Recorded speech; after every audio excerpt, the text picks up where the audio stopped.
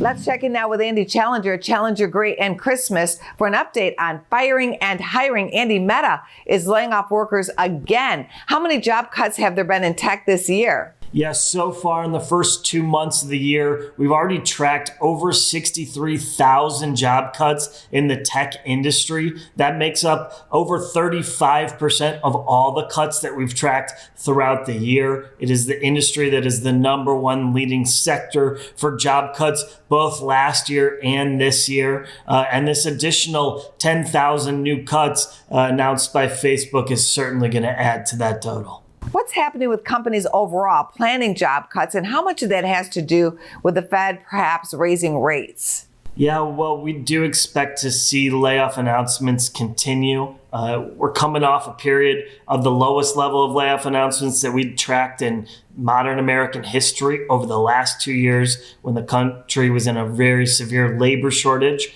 But it does feel like we're on the other side of that as the Federal Reserve continues to raise interest rates to slow down an overheated economy that is just starting to hit the labor market. And as the labor market continues to cool, we'll expect to see rising layoffs. How are hiring plans looking?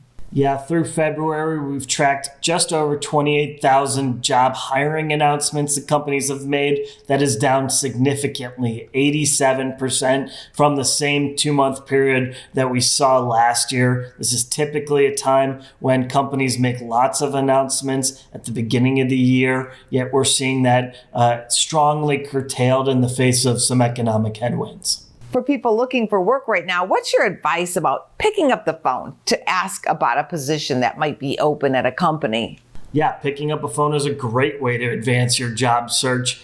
Today, so many people exclusively conduct their job searches online. And so that opens up an avenue. One of the main goals that you're trying to achieve when you're in a job search is to speak directly with a hiring manager. And when you have less competition, because people are scared to pick up the phone and call a company to try to get in contact with somebody, that actually gives you a huge advantage if you're willing to do so.